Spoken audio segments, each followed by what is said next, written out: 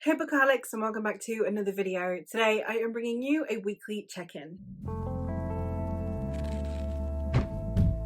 I had a vlog for this week and I have scrapped it, and it's not one of those situations where I have scrapped a vlog because I've lost footage or because I was unhappy with how the vlog was going in terms of the filming, etc. It is one that I have had to scrap because I want to have like a quick discussion with you guys. Basically, I have realized that a lot of the time something that I do is I do work for the authors, especially when it comes to representation and problematic content. One of the things that I've noticed that I do is that if there is a problematic element, especially in a fantasy that is deemed dark or that is discussing things like morality, that I will assume that the problematic elements are directly linked to the questions of morality, that it is the author intelligently trying to play with that morality and then it doesn't get addressed. This is something I've done in multiple genres. I did it last year when I read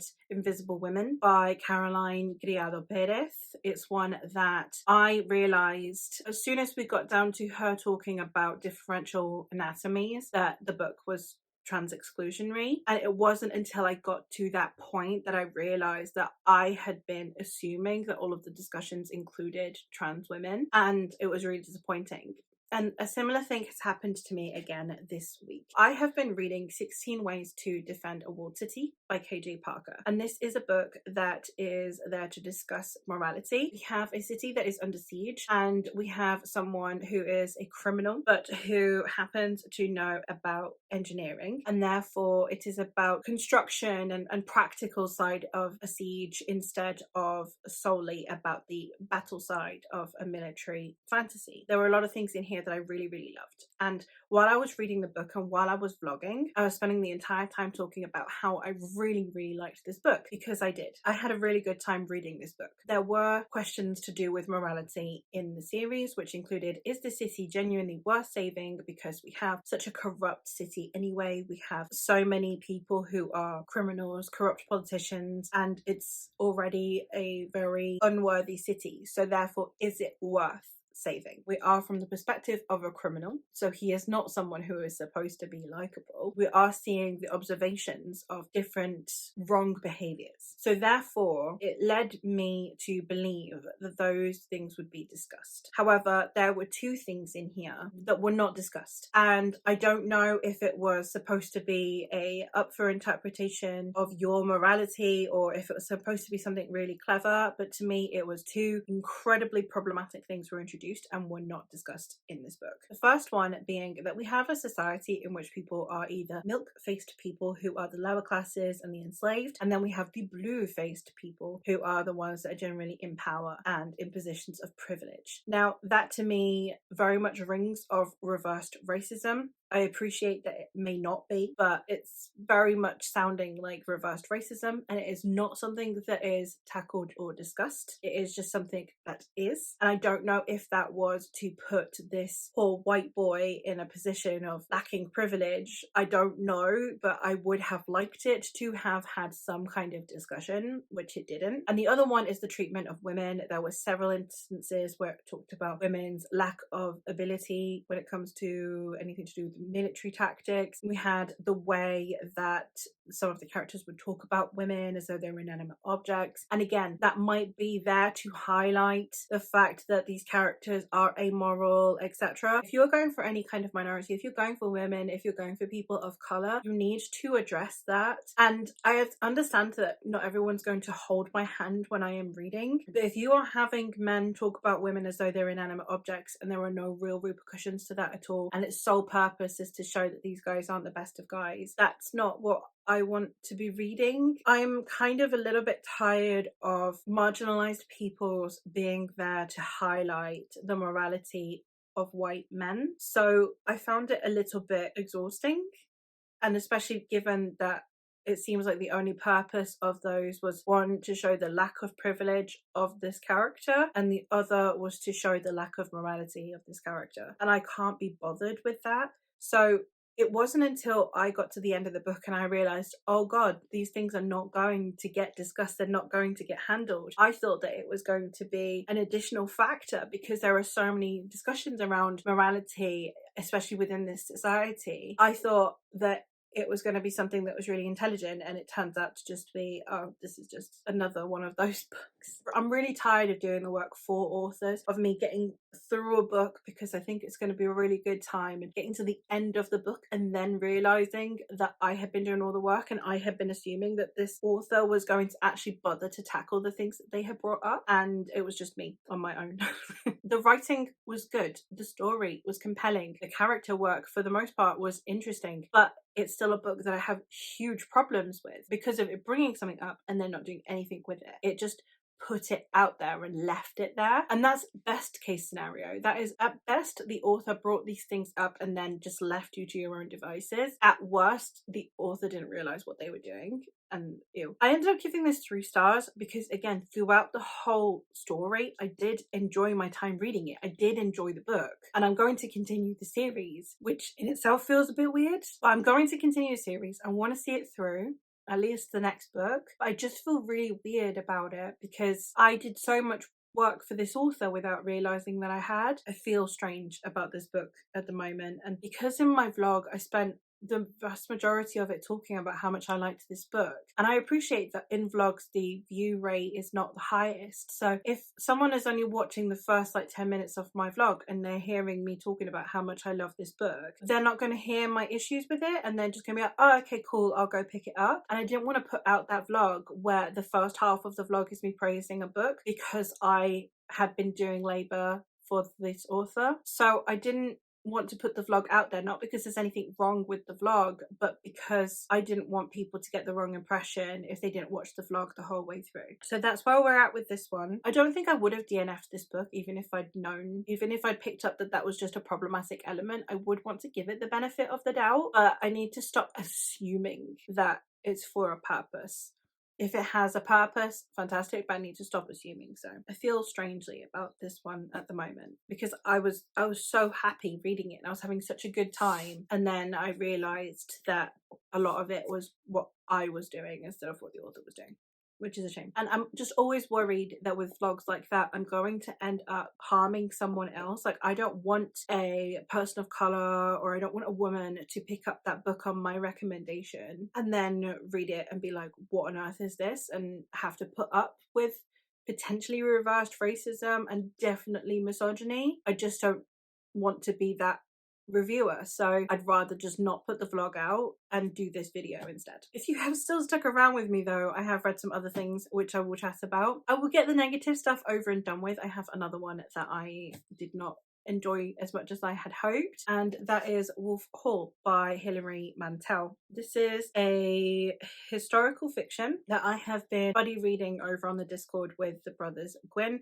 This is detailing the rise of Thomas Cromwell. This is the first book in a trilogy that depicts the life of Thomas Cromwell, who was an advisor and a lawyer during the time of Henry VIII, and he was one of those that managed to push towards Protestantism, helped Anne Boleyn get on the throne, helped create Protestantism and Lutheranism within England, and helped Henry break from papacy. This story is one I know a lot about. Thomas Cromwell anyway. I've said this before, I've read a lot of Tudor, both fiction and non-fiction, so it's a period that it's over talked about, let's be honest. It's like War of the Roses and then the Tudors are just the most talked about periods in English history, and then after that is the Victorians. I don't really care to read any more Tudor stuff. I'm really glad that when I did my clear out the other day, I'll leave the video linked, I took off my Tudor books because I don't really fancy reading anymore. Because this one depicts his early life, it's his rise to power, it's the bits that I know less about, and I really did like that aspect of it. I really liked historical figures but that we know very little about. I think that Hilary Mantel did a really good job of also creating new versions of these characters. It's almost almost as though in Tudor history we have this idea of what these characters are like, and then everyone just keeps replicating that. Namely, Cardinal Wolsey and the Duke of Norfolk, but also Sir Thomas More, are all characters in history that for some reason have this very specific, this is what we think they were like,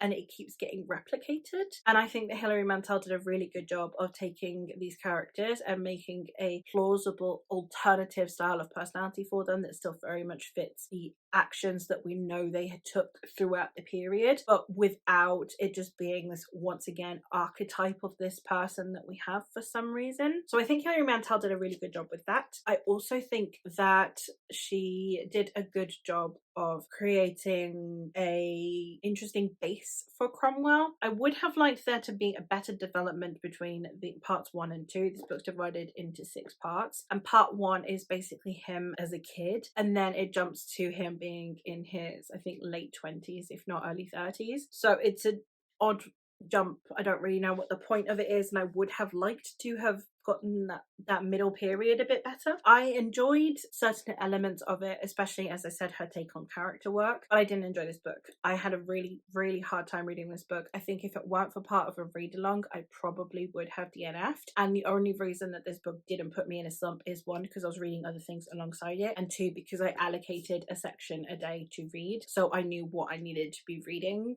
I think if it was just up to my own impetus, I probably would have either stopped or I would have slumped. So it wasn't great. And the main core problem I have with that is her writing style. I really, really, really didn't vibe with her writing style at all. The punctuation in this series is absolutely mental. I have marked out a part for your pleasure so that you can understand what I have been contending with. We have Joanne, and then we have a colon, open speech marks. You say, comma, open quotation marks, Rafe, comma, go and find me a seat in the new parliament, full stop, end quotation marks. And off he goes, comma, like a girl who's been told to bring the washing in, full stop, end speech marks. We also have a paragraph here, Rafe has got him Taunton, full stop. It's Wolsey's terrain, semicolon. They wouldn't have left him in if the king had not said yes, comma, if Thomas Howard had not said yes, full stop. He had sent Rafe to London to scout the uncertain territory of the Duke's intentions, colon, to find out what lies behind that ferrety grin, full stop. Open speech marks, I am obliged, comma, master, full stop, end speech marks. The punctuation and the sentence structuring in this book is absolutely mental. The amount of times I had to reread a sentence because I was like, wait, what? Also, again, that like run-on sentences where you have multiple forms of punctuation and none of them are a full stop where you can actually take a breath. And then on top of that, we have what she is known for is her overuse of he. She plays the pronoun game, basically. She says he with no further context. Someone in the Discord said that if you assume that when she says he with no other context, she's specifically referring to Cromwell. That's fine. But that combined with the weird punctuation and the weird sentence structuring, like she uses a lot of like passive sentences, and she uses some really random uses of grammar that just don't make sense to me, and I don't know what the point of using it is other than to be different. I found it really annoying. I have heard that on the Discord, the people that seem to be enjoying it the most are the ones that have gone the audio route.